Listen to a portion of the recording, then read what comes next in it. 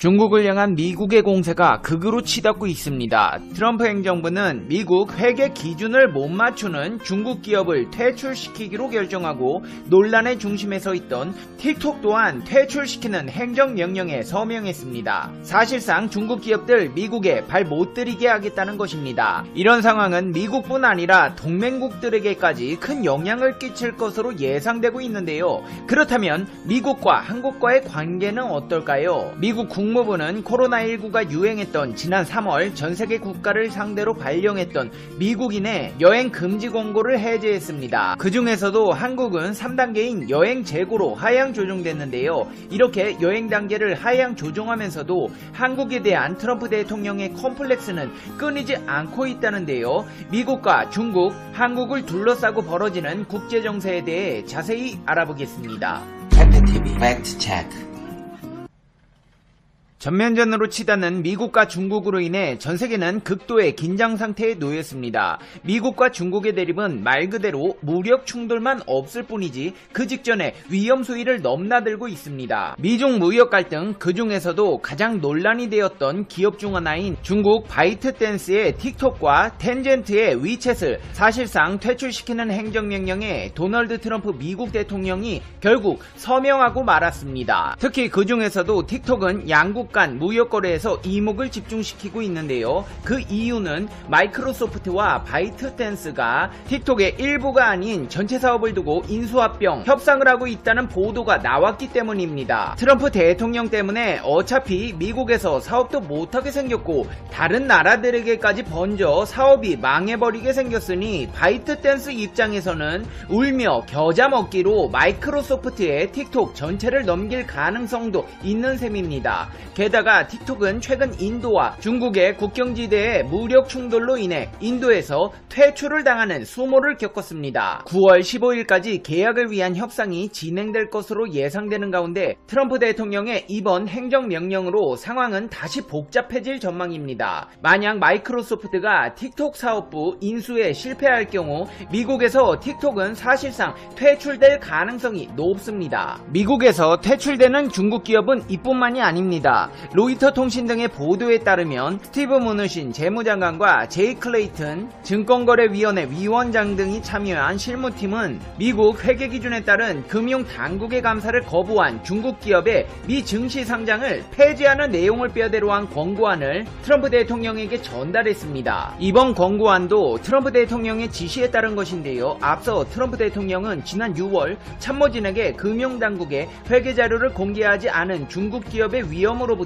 미국 투자자를 보호할 대책을 60일 안에 마련하라고 지시한 바 있습니다. 중국 기업들은 미국에서 2022년 1월 1일까지 이를 시행하지 않으면 상장이 폐지됩니다. 또 미국 증시에 신규 상장을 원하는 중국 기업들도 기업 공개 이전에 회계감사 자료를 제출해야 합니다. 파이낸셜 타임즈는 권고안에 따라 정책 초안을 만들어 공개한 뒤 여론 수렴 절차를 거치게 된다며 권고안이 시행되면 중국 기업의 미국 자본시장을 통한 자금 조달에 어려움이 있을 것이란 지적이 나온다고 보도했습니다. 그러면서 권고안을 따르지 않는다면 파급 효과가 상당할 수밖에 없다고 했습니다. 미국의 트럼프 대통령은 중국 약 올리는 방법에 능통한 듯 보입니다. 하나의 중국을 깨기 위한 수단으로 대만을 국가로 인정하는 묘책을 내놓고 미국 보건장관이 대만을 방문하겠다는 발표를 했는데요. 중국이 단호히 반대하고 나섰습니다. 이는 하나의 중국이라는 원칙을 거부해온 대만을 공개 지지하는 성격으로 비춰질 수 있기 때문에 중국은 심지어 군사적 행동까지 거론하고 있는 상황입니다. 중국의 공산당 기관지 황구시보는 앨릭스 에미자 미 보건복지부 장관의 대만 방문 계획에 대해 도발이라며 선을 넘지 말라고 경고했습니다.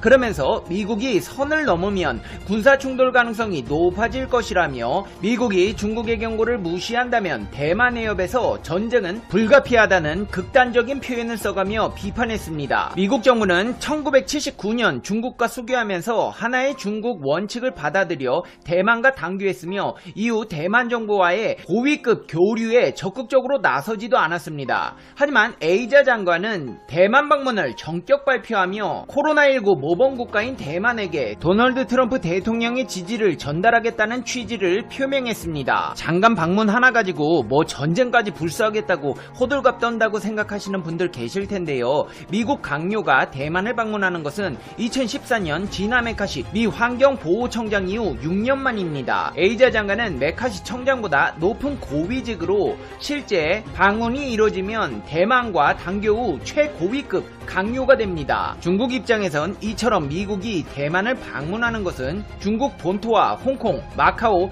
대만은 나뉠 수 없는 하나의 중국이라는 원칙을 인정하지 않는 것으로 해석될 수 있습니다. 상황이 이렇다 보니 미중 갈등은 무역 전쟁을 넘어 대만을 사이에 두고 군사적 위기감까지 커지고 있습니다. 미국이 대만에 처음으로 대형 고성능 무인기를 판매할 가능성도 제기된 가운데 중국은 이미 대규모 군사훈련을 시작한 상태입니다.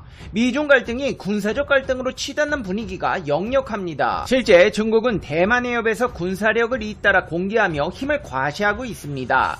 소형 항공모함으로 불리는 075형 1번 상륙 강습함이 상하이 조선소를 출발해 첫 항해에 들어갔으며 중국 인민해방군 육군 소속 공격용 헬기는 해군 소속 상륙 강습함과 함께 공격 훈련을 실시했습니다. 또 대만 서부를 공격 가능한 PCL-1910 최신 다연장 로켓 시스템을 대만과 가까운 푸젠성 샤먼에 배치해둔 상태입니다. 전문가들은 이런 미국의 묘책이 중국을 제대로 자극하고 있다는 평가입니다. 무역전쟁, 남중국해, 홍콩, 대만, 코로나19 등의 이슈 가운데 대만 카드가 중국을 도발하는데 가장 효과적인 방법으로 보인다는 것입니다. 그러면서 에이자 장관의 대만 방문은 미국이 대만 문제와 코로나19 책임론 등 두 가지 카드를 동시에 펼치는 것이라고 분석하며 이번 방문을 계기로 양국의 갈등은 정점을 찍을 것이라고 평가하고 있습니다. 여기에 더해 일본도 중국 때리기에 목소리를 더하는 모양새인데요. 최근 일본 자유민주당 의원들이 미국과 마찬가지로 일본 내에서 틱톡 사용을 금지하려는 방안을 추진하기로 했다는 현지 보도가 나왔습니다. 일본 TBS 방송은 일본 내 틱톡 사용을 금지하는 경우 중국과 일본 양국 관계에 큰 파장을 부르게 될 것이라고 중국이 압박해왔다며 익명의 일본 외무부 관계자를 인용해 보도했습니다. 상황이 이렇게 되자 중국 외교 담당 국무위원 겸 외교부장 왕이는 미국의 전방위 압박을 비판하며 지금의 중국은 옛 소련이 아니라고 말했습니다. 신화통신에 따르면 왕이 중국 외교 담당 국무위원 겸 외교부장이 중국을 향한 미국의 전방위적 압박을 비판하며 중국은 옛 소련이 아니다.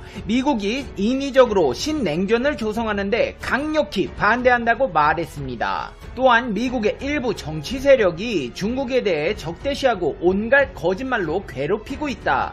이들은 각종 구실로 중미 간 정상적인 왕래를 막고 있다. 미국이 이렇게 중국을 압박하는 것은 메카시즘의 유령을 되살리는 것이다. 중미 관계를 훼손해 양국을 다시 충돌과 대결로 끌어당기고 세계를 다시 요동과 분열로 몰아넣으려 하고 있다. 중국은 이런 음모가 실현되도록 놔두지 않을 것이며 우리는 인위적으로 신냉전을 조성하는데 강력히 반대한다. 신냉전은 양국의 근본 이익에 어긋난다. 21세기에 신냉전을 일으키려는 사람이 있다면 역사 진전의 반대편에 있는 것으로 국제협력의 최대 파괴자이자 역사의 치욕으로 남을 것이라고 꼬집었습니다. 여기에 덧붙여 우리는 제2의 미국이 되는데 관심이 없다. 세계 최대 개발도상국이자 UN 안전보장위원회 상임 이사국으로서 중국은 평화발전의 길을 걷고 국제질서 및 평화의 수호자가 될 것이라고 밝혔습니다. 네, 알겠습니다. 중국과 미국의 갈등이 극으로 치닫고 있는 상황은 충분히 이해했는데요. 그렇다면 중국과 미국의 관계에 있어 핵심적인 역할을 맡고 있는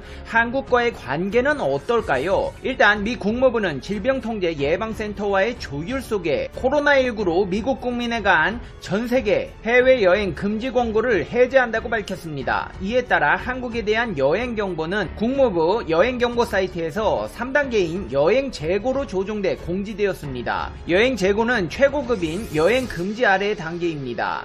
여행 등급을 완화시켜 한국과의 교류를 높이겠다는 모양새인데요. 또 방위비 이야기만 나오면 분위기가 달라집니다. 미국은 방위비 협상 도중 돌연 대표를 바꿔 미국이 한국의 방위비 압박을 높일 것으로 예상되고 있는데요. 한미 방위비 분담금 협상에 미국 측 대표로 도나 웰턴을 임명했습니다. 신임 협상 대표인 웰턴은 25년 이상 경력을 지닌 베테랑 외교관이라고 미국 국무부는 설명했습니다. 웰턴 협상 대표의 이력에서 눈에 띄는 부분은 두 가지인데요. 하나는 일본 전문가라는 점이고 다른 하나는 외교관으로서 국방 관련 경력이 있다는 것입니다.